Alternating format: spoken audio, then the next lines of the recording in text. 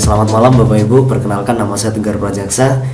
Saya yakin sebelumnya Anda telah dipresentasi oleh orang yang telah mengenalkan bisnis PTDN ini kepada Anda, atau mungkin Anda yang sudah join di PTDNI namun saat ini masih punya kendala.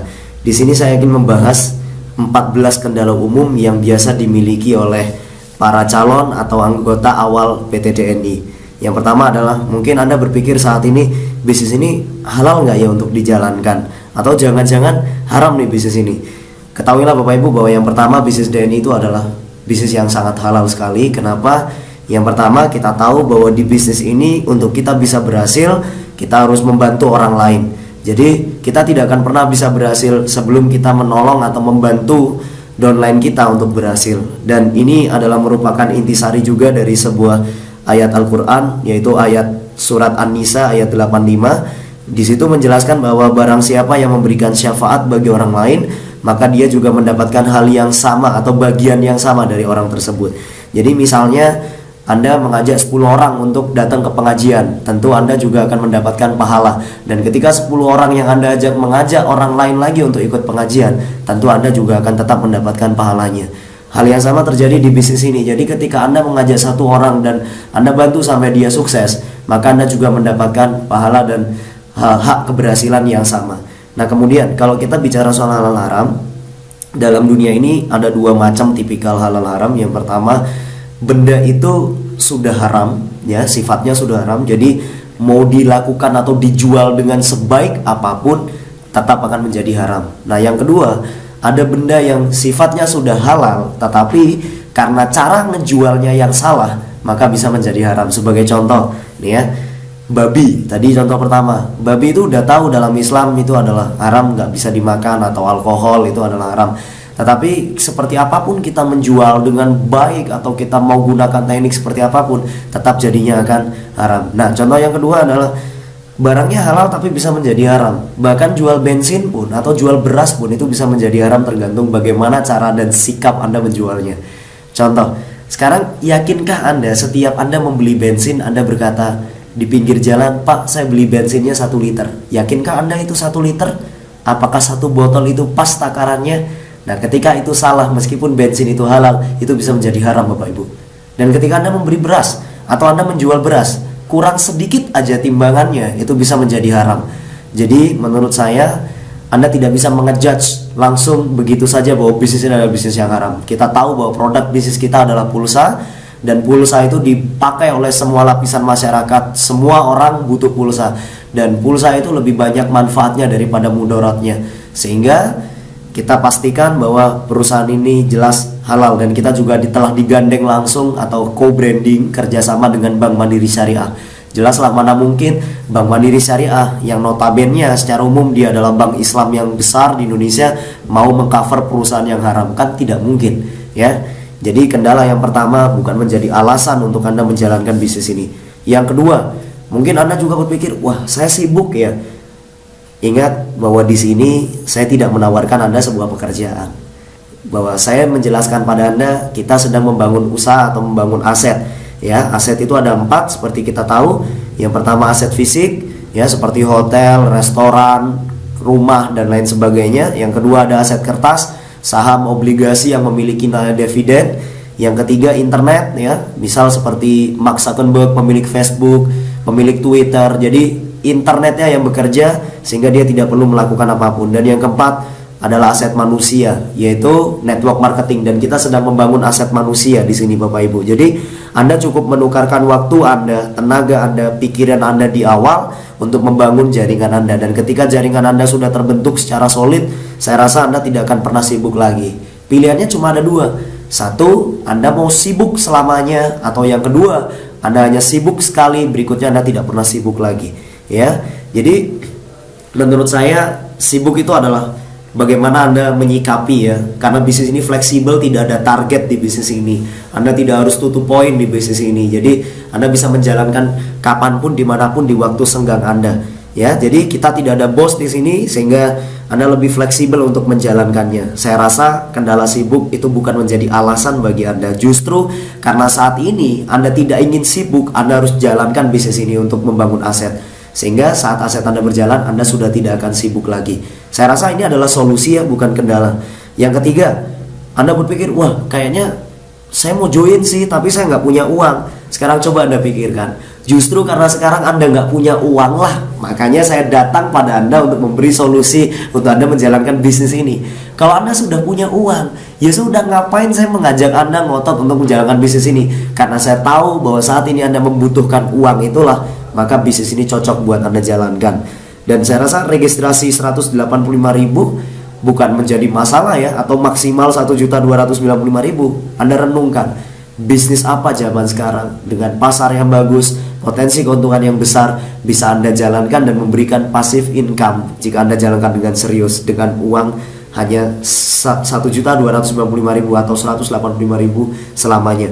Saya rasa nggak punya uang itu bukanlah masalah ya. Jadi justru masalahnya adalah bagaimana kita menyikapi sikap kita terhadap nggak punya uang itu.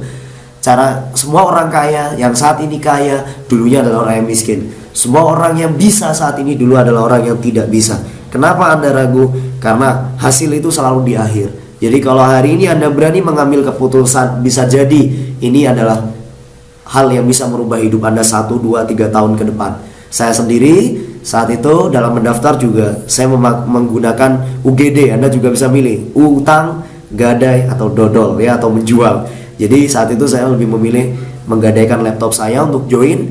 Tapi ternyata setelah saya jalankan, justru ketika kita memiliki hutang, ketika kita menggadaikan barang atau menjual barang kita kan punya rasa bahwa kita ingin segera membayar atau melunasinya, atau menggantinya atau membelinya lagi. Jadi dengan begitu itu adalah menjadi motivasi bagi kita. Sebagai contoh, kalau Anda saat ini disuruh balapan dengan anjing, startnya sama, jelas yang menang adalah anjing karena larinya sangat kencang. Tapi seandainya Anda yang dikejar anjing, kira-kira yang menang siapa? Tentu adalah Anda. Kenapa? Pagar aja bakal Anda lompati karena di belakang sudah ada ancaman. Nah sama, kadang seseorang kalau tidak memiliki tantangan seperti hutang, atau dia menggadaikan sesuatu atau menjual sesuatu, dia tidak memiliki tantangan ya untuk dia bekerja keras. Jadi itu bisa menjadi alasan untuk Anda mempercepat supaya Anda bisa lebih untung di bisnis ini. Saya rasa tidak punya uang itu bukan kendala, justru itu adalah kelebihan dan alasan kenapa sekarang juga Anda harus berhasil dan mulai menjalankan bisnis ini. Yang keempat, saya nggak punya teman. Ini network marketing. Jadi bisnis network marketing cocok sekali buat Anda yang nggak punya teman. Justru karena Anda sekarang nggak punya teman, saya ajak Anda untuk jalankan bisnis ini, sehingga nanti Anda akan punya banyak teman. Awalnya mungkin Anda belum pernah ketemu dengan orang yang menjelaskan bisnis ini pada Anda, tapi akhirnya kalau Anda join bisa jadi teman kan. Nah jadi sehingga Anda bisa memiliki banyak teman baru, karena saat menjalankan bisnis ini Anda dituntut untuk bertemu dengan banyak orang dan mempelajari tentang people skill. Sehingga nggak ada teman itu nggak jadi soal sih, karena rata-rata semua manusia itu kan adalah makhluk sosial ya. Sudah sikap dasar manusia tidak bisa hidup sendiri. Emang Anda dari dulu lahir hidup sendiri? Kan enggak, Anda selalu ada teman, ada sahabat ya. Jadi tidak mungkin orang itu nggak punya teman kecuali Anda adalah alien yang datang dari planet Mars. Ya tentu Anda adalah orang yang terasing, bahkan meskipun Anda pendatang pun dari luar negeri pun, bule pun yang baru tinggal di Indonesia bisa kok dapat teman. Masa Anda yang sudah hidup sekian tahun di daerah yang Anda pahami Anda tidak punya teman ya? Anda nggak perlu banyak ngajak orang di bisnis ini. Anda tinggal mensponsori beberapa orang, bantu dia ya. Jadi ada dua cara Anda melakukan bisnis ini. Yang pertama, Anda melakukan direct selling, Anda terus jual sehingga Anda terus mencari banyak orang. Atau yang kedua, Anda cukup menjual sekali, 2, 3 atau berapa kali ya, nggak perlu banyak, tetapi dari situ Anda mengajarkan mereka melakukan duplikasi, melatih mereka melakukan hal yang sama, sehingga selanjutnya mereka yang akan melakukan penjualan. Simpel kan? Saya aja sampai sekarang meskipun total jaringan saya berkembang sudah 38.000, saya hanya menjualkan SIM ini pada 14 orang teman saya. Nah kenapa bisa berkembang jadi 38.000? Anda bayangkan saja, teman Anda memiliki teman lagi, teman punya teman lagi, dan itu akan berkembang dari 1 jadi 2 jadi 4 jadi 8, tahu-tahu jadi puluhan ribu ya. Sebenarnya solusinya simple sih. Jadi saat Anda merasa Anda nggak punya teman di bisnis ini, Anda bisa memulai dengan menyikapi keberanian Anda, memulai berbicara dengan orang. Tentu Anda bisa mendapatkan teman yang baru. Contoh, saat Anda naik bis ya, atau Anda naik kendaraan umum, Anda kan tentu di samping duduk dengan orang lain. Bisa dimulai dengan Anda mulai tanya kabar dengan orang lain, menyapa orang lain, itu adalah sesuatu yang mulia loh, ya. Mendapatkan seorang teman itu dimulai dari diri Anda, bukan dari orang lain, bukan takdir yang menyebabkan, tapi karena upaya Anda. Mulai besok kalau Anda mau menyapa orang, Anda menyapa selamat pagi, apa kabar Bapak, tentu Anda bisa loh berkesempatan untuk mendapatkan teman di situ.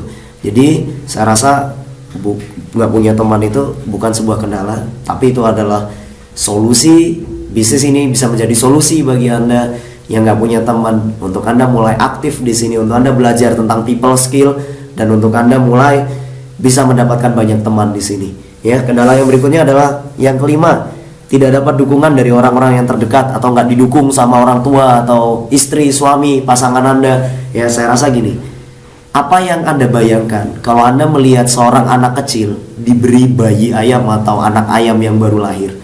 Tentu kan anak kecil itu langsung genggam dengan keras sekali ya, sampai cuma kelihatan kepalanya aja. Artinya kadangkala sesuatu yang berlebihan, rasa sayang yang berlebihan, kekhawatiran yang berlebihan, kadangkala bisa membunuh diri kita sendiri, ya. Nah sekarang gini, kalau Anda nggak didukung untuk hal yang negatif, kadangkala Anda masih ngotot untuk melakukan, tapi kenapa untuk sesuatu yang baik Anda tidak berani untuk lebih ngotot dan meyakinkan mereka? Sebagai contoh, misal Anda saat ini menjalin hubungan atau pacaran dengan seseorang dan orang tua Anda melarang Anda atau nggak didukung kalau Anda pacaran, apa yang akan Anda lakukan? Tentu kan Anda akan lebih ngotot untuk bersikeras untuk tetap menjaga hubungan Anda. Nah, kenapa untuk sesuatu yang baik di bisnis ini Anda tahu bahwa di sini Anda bisa dapat hasil, di sini Anda bisa merubah kehidupan Anda bisa merubah masa depan Anda. Kenapa Anda tidak berani membuktikan? Sebenarnya soal sikap Anda sekali lagi, ya. Makanya 95% kesuksesan kita di bisnis ini itu karena bergantung pada visi atau impian dan sikap kita. Seandainya saat ini Anda lakukan, Anda yakinkan orang tua Anda buktikan dengan tindakan Anda, saya rasa tidak ada orang tua yang tidak mengizinkan anaknya, atau tidak ada suami atau istri yang mengizinkan pasangannya melakukan sesuatu yang terbaik bagi dirinya. Kalau memang mereka sayang pada Anda, mereka ragu karena mereka melihat Anda sendiri ragu. Tapi kalau Anda yakin saat itu Anda betul-betul meminta izin dengan baik dan Anda yakini bahwa di sini Anda bisa, saya rasa Anda tidak akan pernah ya mendapatkan penolakan. Saya yakin Anda akan didukung 100% oleh keluarga Anda, teman, bahkan semua orang. Coba sekarang Anda renungkan. Misalnya Anda jalankan bisnis ini lalu Anda berhasil. Ya, seperti saya menjalankan bisnis ini, awalnya saya tidak memberitahu ibu saya. Karena apa? Karena saya tahu, saya sadar bahwa ibu saya adalah orang yang konvensional. Dia beliau adalah guru SD yang belum tahu tentang konsep seperti ini. Saya jalankan saat itu, saya komitmen bahwa kalau saya bisa dapat hasil, saya akan minta restu beliau, saya akan pulang. Karena saya tidak ingin membuat beliau khawatir, ya. Nah, jadi saya berusaha untuk mengembangkannya dengan baik. Kalau misalkan saya gagal, saya akan bertanggung jawab atas kesalahan saya sendiri. Nah, saat itu ketika saya bisa membeli mobil dari bisnis ini, saya pulang ke rumah dan saya katakan pada ibu saya bahwa terima kasih ibu sudah mendoakan saya, dan kemarin mohon maaf saya tidak minta izin ibu. Kemarin saya memiliki proyek bisnis yang saya kembangkan dan alhamdulillah berhasil berkat bantuan ibu. Dan saya rasa kalau ibu Anda mendengar ucapan Anda seperti itu, ibu Anda akan menangis dan dia bangga pada Anda. Coba Anda bayangkan saat ini, jika Anda mulai jalankan bisnis ini dan Anda berhasil, Anda buktikan dengan kesuksesan Anda. Kira-kira mungkin gak orang tua tidak mengizinkan Anda? Tidak mungkin. Semua orang tua hanya ingin anaknya sukses. Semua orang tua hanya ingin melihat Anda berhasil. Jadi tugas Anda buktikan pada orang tua Anda. Selama Anda punya niat baik, Tuhan selalu di sisi Anda, Tuhan melindungi Anda.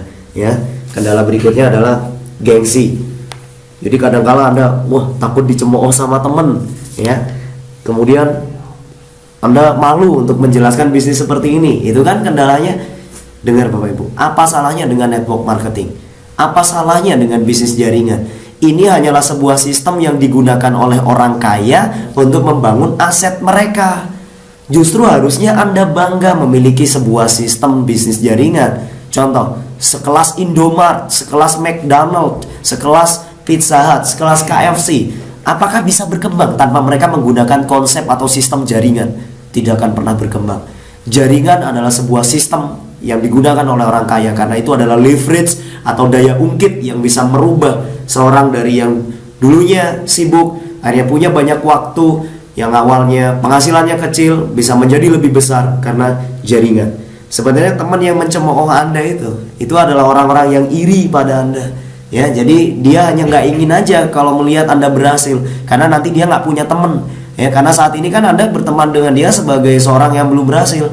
Jadi dia berpikir, wah kalau Anda berhasil nanti dia mau temenan sama siapa. Jadi abaikan omongan orang negatif orang. Ngapain Anda harus mikirin orang? Masa depan Anda aja belum bisa berubah karena dia. Ngapain Anda pikirin?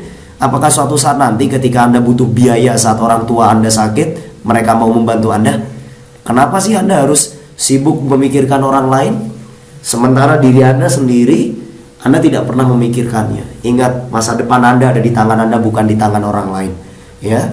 Jadi jangan pernah malu, jangan pernah ragu untuk mengembangkan bisnis ini, karena ini bisnis yang mulia dan ini bisnis yang sangat profesional. Perusahaan kita adalah perusahaan yang besar, kita go internasional untuk Indonesia, ya. Produk kita dipakai oleh semua orang. Ingat, orang join nggak join di sini, semua tetap pakai pulsa. Saya rasa gengsi Anda itu akan lebih bertambah justru karena Anda saat ini ingin dikenal orang, ingin dipuji orang, dan ingin merasa bangga mendapatkan penghargaan dari orang lain. Bisnis ini sangat cocok. Bayangkan jika Anda mulai menjalankan bisnis ini dan Anda mulai berhasil, tentu Anda akan menjadi orang yang bergengsi. Janganlah gengsi di awal, tapi jadilah orang yang bergengsi. Maka Anda akan memiliki sesuatu yang luar biasa, dan orang lain melihat Anda sebagai sosok yang wow, ya, dan mereka akan membanggakan Anda. Kendala yang berikutnya adalah konflik of interest, atau mungkin gini, saat ini saya punya pekerjaan lain, bisa nggak nanti saya jalankan? Saat ini mungkin Anda punya bisnis lain. Ingat Bapak Ibu, produk kita pulsa. Apapun bisnis Anda, apapun pekerjaan Anda tetap butuh produk kita. Anda join nggak join, gabung nggak gabung di bisnis ini, Anda tetap butuh pulsa. Jadi Anda tinggal pakai fasilitas aja, ya. Contoh, sekarang coba Anda transaksi pulsa. Anda isi PLN, Anda bayar PDAM, Anda bayar Speedy, kan nggak pakai ribet dengan sistem ini. Lama-lama Anda akan cerita, dan ketika di jalan mungkin Anda ketemu teman Anda yang kehabisan pulsa. Nah, secara nggak sengaja Anda bisa melakukan pengisian pulsa dia. Tentu dia akan bertanya, kok bisa, gimana caranya? Dan Anda akhirnya mulai tertarik untuk menjalankan bisnisnya secara perlahan. Ingat sekali lagi Bapak Ibu, ini fleksibel, jadi Anda tidak perlu meninggalkan pekerjaan atau aktivitas Anda. Anda bisa menjadikan bisnis ini sebagai sampingan Anda, itu semua terserah Anda. Oke? Yang berikutnya adalah faktor usia. Mungkin Anda berpikir, wah saya terlalu muda untuk jalankan bisnis ini, saya kan masih anak SMP, atau saya kan masih anak SMA, saya masih mahasiswa. Atau Anda berpikir, saya sudah terlalu tua, saya udah nggak bisa untuk mengembangkan bisnis ini. Ingat, sukses itu bukan soal usia Bapak Ibu, ya. Untuk berhasil, semua orang memiliki hak yang sama. Gunakan atau maksimalkan waktu Anda selama Anda masih punya waktu.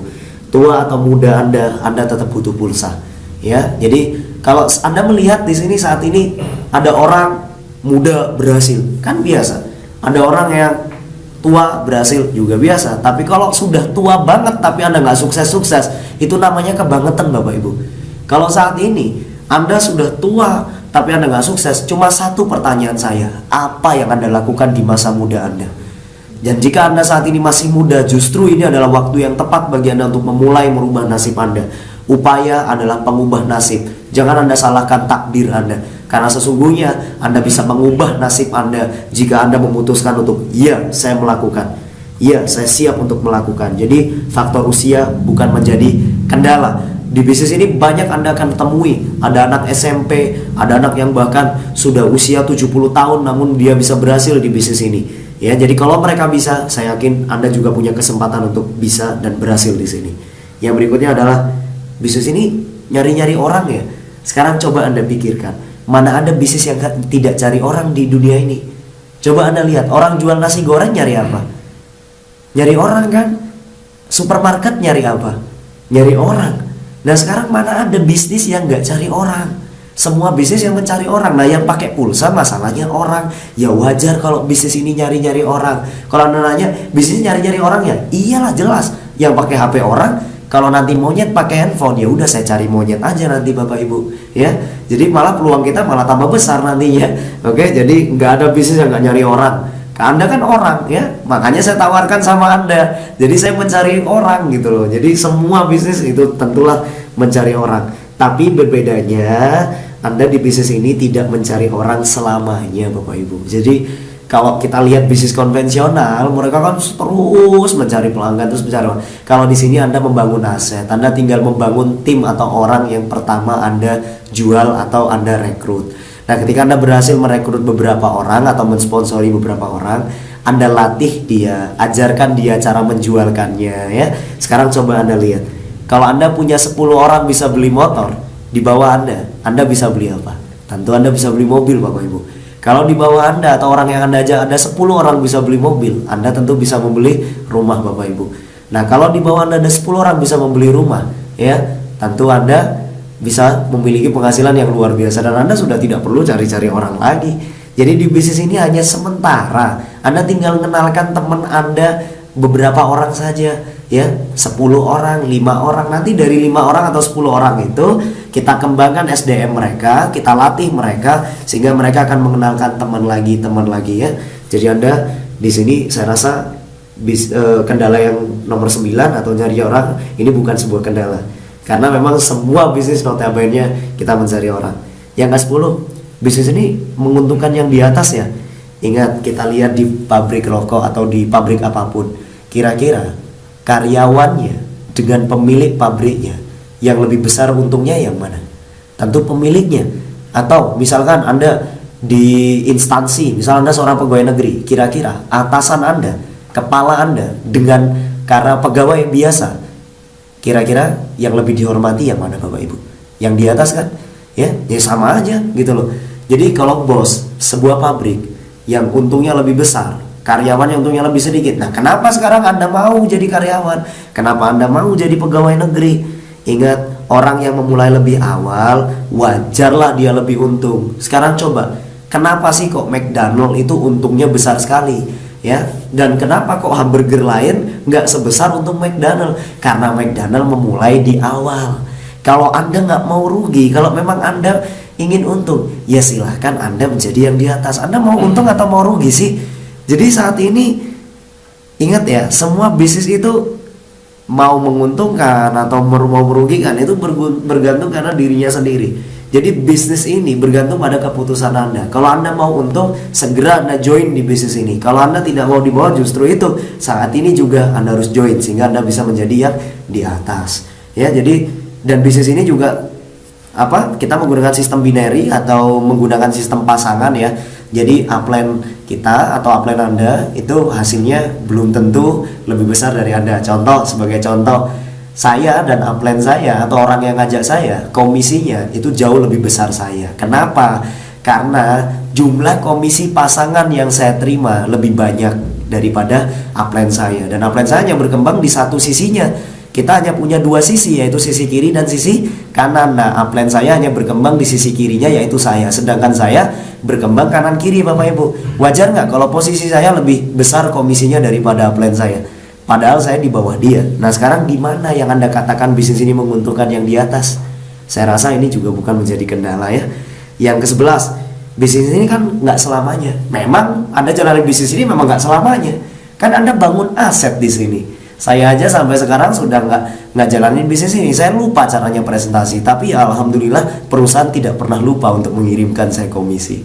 Kenapa? Karena saya kerja di bisnis ini memang sementara. Namanya juga berbisnis Bapak Ibu, bukan bekerja. Iya, kalau kerja kita selamanya sampai kita pensiun. Tapi kalau bisnis ya cuma di awal. Anda bangun aset, sekali lagi saya katakan berulang-ulang, bangun aset itu cukup di awal sampai sistem Anda terbentuk dengan benar.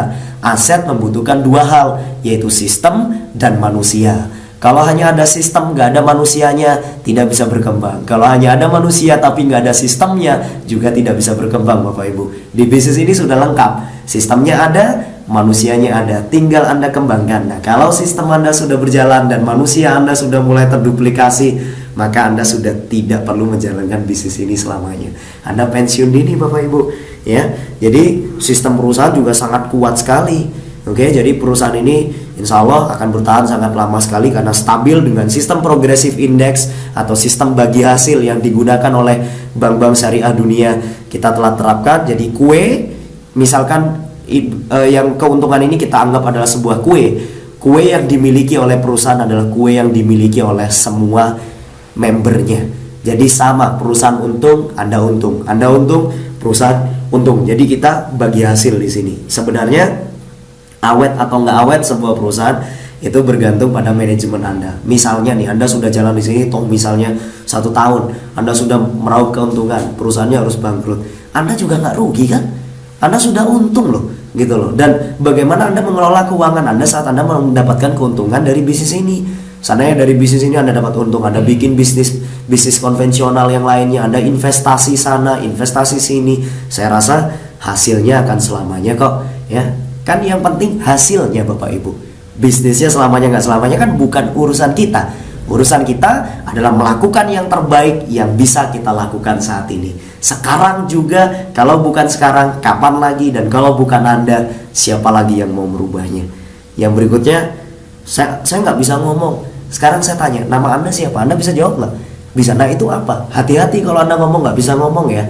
Nanti Anda nggak bisa ngomong beneran mau? Malaikat mendengar Anda, nanti Anda bisu mau? Ya ingat, di luar sana banyak orang bisu nggak bisa ngomong Bapak Ibu. Anda bukan nggak bisa ngomong, tapi Anda tidak mau berlatih. Bisa karena terbiasa. Saya juga dulu orangnya introvert, ya, atau malu saat ngobrol dengan orang, tapi karena saya membiasakan diri saya, dan ketika saya mulai, saya mulai, maka saya sudah bersedia untuk belajar. Saya rasa semua manusia itu bisa ngomong bergantung karena kebiasaan belajar dia, ya. Bisa karena terbiasa, ya. Sekali lagi ya, tergantung latihan Anda. Anda itu nggak sadar ya bahwa setiap hari Anda sudah melakukan promosi. Ingat nggak, kadang Anda pernah makan di suatu tempat, kok enak, tiba-tiba saat melewati tempat itu Anda promosi. Saya pernah makan di situ, enak, yuk mampir yuk kita makan di situ. Anda dapat komisi nggak sih Bapak Ibu? Anda untuk menceritakan sesuatu yang nggak dapat untung aja, Anda mau cerita loh. Apalagi di sini, kalau Anda mau cerita, Anda itu dibayar, dan dibayarnya besar loh, ya. Apa alasan Anda untuk tidak berani untuk ngomong dan bercerita? Atau Anda pernah pakai parfum, atau Anda pakai kosmetik apa? Kalau bagi Anda yang wanita, saya rasa Anda nggak sengaja pasti cerita sama teman-teman Anda, ya. Itu adalah bakat yang terpendam Bapak Ibu. Semua orang pasti memiliki hal itu. Coba saat Anda bergosip dengan teman-teman Anda, kan Anda menceritakan sesuatu. Itu kan Anda bisa ngomong kan? Untuk sesuatu yang negatif aja bisa, masa untuk sesuatu yang positif, bahkan untuk masa depan Anda nggak mau mulai berubah Bapak Ibu?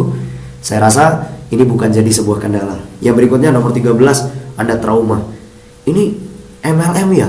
Ya, terus saya pernah jalanin bisnis seperti ini terus gagal. Ingat Bapak Ibu, jangan pernah menjadikan masa lalu Anda sebagai pedoman, tapi jadikanlah masa lalu Anda sebagai pelajaran bahwa untuk menjadi titik balik Anda untuk bangkit dan melakukan sesuatu yang lebih baik. Contoh, waktu Anda kecil dulu, waktu Anda berjalan, ya, Anda jatuh. Kira-kira apa Anda lakukan? Anda bangkit lagi kan? Anda bangun lagi, Anda berjalan lagi, jatuh lagi, berjalan lagi. Kebayang nggak kalau seandainya Anda punya anak, saat jalan dia jatuh, terus Anda bilang sama Anda, aduh nak, udah ya nak ya, besok nggak usah jalan lagi, ibu gendong selamanya. Apa yang terjadi dengan anak Anda? Anak Anda tidak akan pernah tumbuh, dia hanya menjadi anak yang manja. Sama dengan Anda. Kalau saat ini Anda hanya bisa trauma, takut, ya, memikirkan masa lalu Anda, apa untungnya bagi Anda Bapak Ibu? Nggak ada gunanya. Tidak semua bisnis yang Anda pikirkan tuh seperti itu. Kalau Anda memang harus trauma, apa sih penyebab Anda trauma itu? Bukankah itu semua karena diri Anda sendiri? Contoh, kalau memang Anda pernah menjalankan bisnis seperti ini, saya yakin perusahaannya masih berdiri besar, ya. Cuma Anda yang tidak mau melakukan. Contoh, apakah Anda dulu pernah melakukan presentasi? Ya, paling Anda tidak melakukan presentasi, wajar Anda nggak dapat hasil. Ibaratkan sebuah toko, Anda punya toko tapi nggak pernah dibuka, siapa yang mau beli Bapak Ibu? Atau Anda misalkan sekolah, ya, saya ngajak Anda untuk sekolah di satu sekolah SMA misalnya. Saya masuk tiap hari, saat ada ujian saya masuk, ada tugas saya kerjakan. Tiba-tiba Anda udah nggak pernah masuk, bolosan, terus nggak pernah ngerjain tugas, terus habis gitu Anda nggak pernah ikut ujian, lalu Anda nggak naik kelas atau bahkan di DO. Yang salah sekolahnya yang salah, atau Anda yang salah, atau saya yang salah? Tentu Anda yang salah Bapak Ibu. Sama, kalau ada bisnis counter misalnya, ada orang berbisnis counter untung gede, ada orang bisnis counter rugi, Yang salah saya yakin orangnya yang salah, bukan bisnis counternya yang salah. Jadi ini hanyalah soal sikap Anda, ya. Jadi janganlah trauma Bapak Ibu. Tidak ada kegagalan di dunia ini.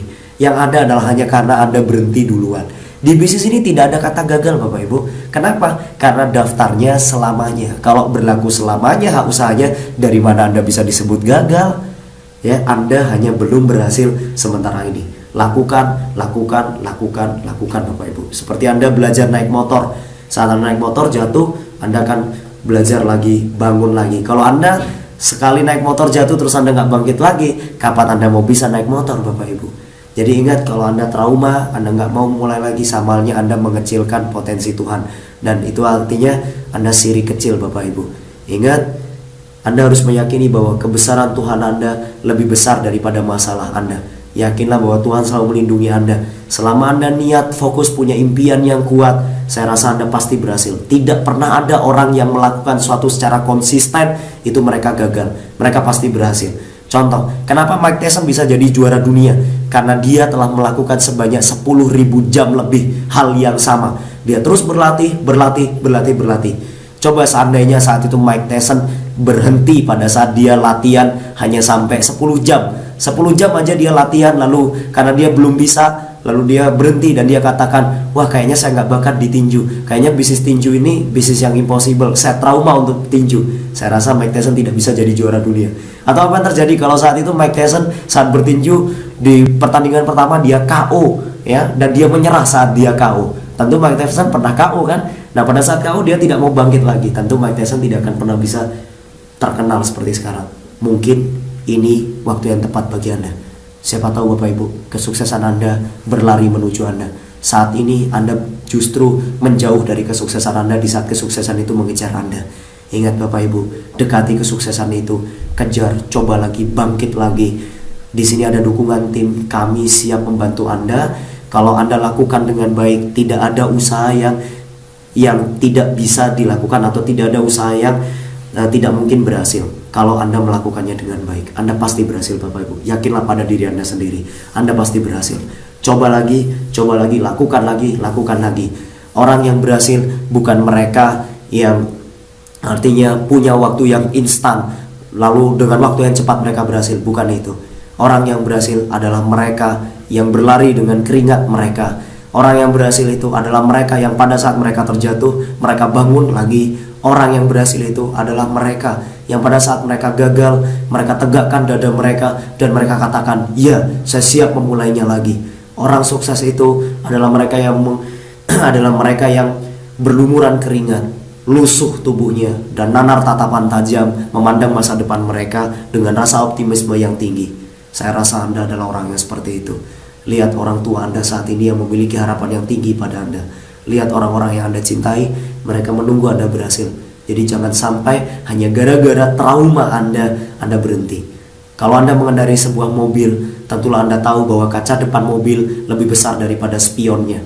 Itu artinya penglihatan di depan Anda lebih penting daripada Anda melihat ke belakang. Bukan berarti Anda harus melupakan atau tidak melihat ke belakang. Anda perlu melihat ke belakang hanya untuk belajar agar Anda bisa lebih lancar lagi untuk maju ke depan.